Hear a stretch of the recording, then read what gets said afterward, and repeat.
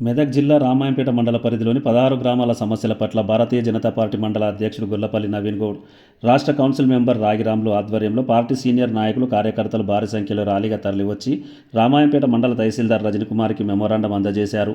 20 నెలలుగా అధికారంలో ఉన్న కాంగ్రెస్ ప్రభుత్వం కనీసం గ్రామ పంచాయతీల చెత్త ట్రాక్టర్లకు డీజిల్ కూడా పోయలేని పరిస్థితికి చేరుకుందన్నారు. వర్షాకాలం సీజనల్ వ్యాధుల పట్ల అప్రమత్తంగా ఉండాలంటున్న ప్రభుత్వం మరొక వైపు గ్రామాల్లో నిల్వ ఉన్న చెత్తను మాత్రం సఫాయి కార్మికులు చెత్త తీయలేకపోవడంతో గ్రామాల్లో సీజనల్ వ్యాధుల రోగాల బారిన పడుతున్నారని వారు పేర్కొన్నారు.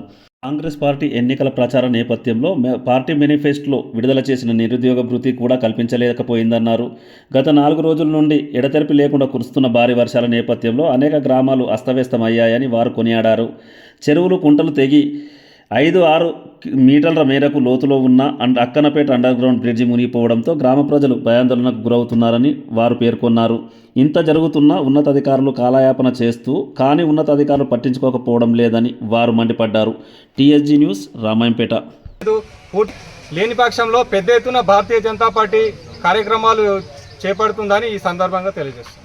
పిలుపు మేరకు భారతీయ జనతా పార్టీ వివిధ మండలాల్లో ఉన్న సమస్యలను వెంటనే పరిష్కరించాలని ప్రభుత్వానికి నివేదిస్తూ ఈరోజు ఎంఆర్ఓ కార్యాలయంలో వినతిపత్రం సమర్పించడం జరిగింది. ఈ వారం 10 రోజుల నుంచి మనం గమనించినట్టయితే చాలా ఫ్లడ్స్ వచ్చినాయి, భారీ వర్షాలు పడ్డాయి, అనేక గ్రామాలు కూడా అస్తవ్యస్తమైనవి, చాలా కుంటలు చెరువులలో తెగిపోయినాయి. ఇప్పుడు అక్కనపేటలో అయితే ఈ అండర్ గ్రౌండ్ బ్రిడ్జ్ ఏదైతే ఉందో 5-6 మీటర్ల లోతుతోని నిండిపోయి ఉంది. చాలా విషయాలు ఇక్కడ ఎంఆర్ఓ ఉన్నారు, ఎంపీడీఓ ఉన్నారు, అధికారులు నిర్లక్ష్యంగా వ్యవహరిస్తూ ఉన్నారు.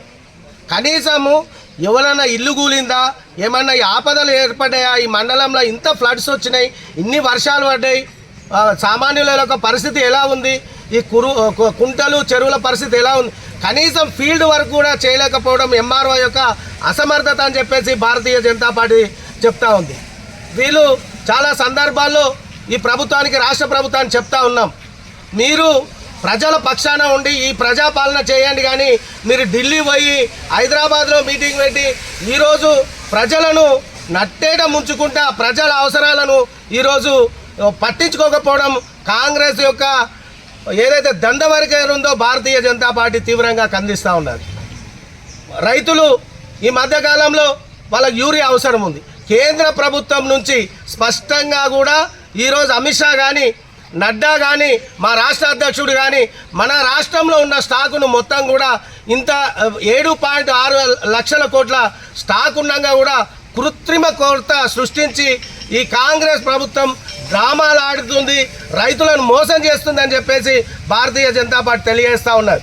రైతులతో పెట్టుకున్న ఏ ప్రభుత్వం కూడా ఈరోజు యూరియా వేయలేని పరిస్థితి, యూరియాను కనీసం 1 సంచి 2 సంచులు కూడా ఇవ్వలేని పరిస్థితి. దీన్ని తప్పించుకోవడం కోసం ఈ కృత్రిమ ఏదైతే కొరతను సృష్టించిందో రాష్ట్ర ప్రభుత్వము, ఈ వ్యాపారస్తులు కలిసి కేంద్రం మీద నెట్టాలనే ప్రయత్నం చేస్తూ ఉన్నారు. ఇది ప్రజలకు అందరికీ తెలుసు. కేంద్ర ప్రభుత్వము ఏదైతే రైతులకు ఇవ్వవలసిన ఈ సంవత్సరం ఈ వర్షాకాలానికి సంబంధించిన యూరియాను సప్లై చేసినా కానీ వ్యాపారస్తులు ప్రభుత్వం కుమ్మక్క ఈరోజు రైతులను మోసం చేస్తున్న ప్రభుత్వం కాంగ్రెస్ ప్రభుత్వం.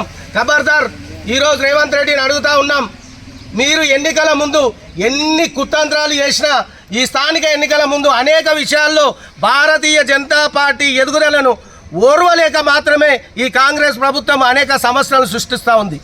ఈరోజు మేము అడుగుతూ ఉన్నాం ఇంకొక విషయం, మేము రాష్ట్రపతిగా ఈరోజు బీసీ అభ్యర్థిని కేంద్రం ప్రకటించినప్పటికీ రాష్ట్రంలో ఉన్న కాంగ్రెస్ ప్రభుత్వం ఈరోజు బీసీ ఇవ్వడాన్ని కూడా జీర్ణించుకోలేక ఈరోజు డ్రామాలు ఆడుతూ ఉంది.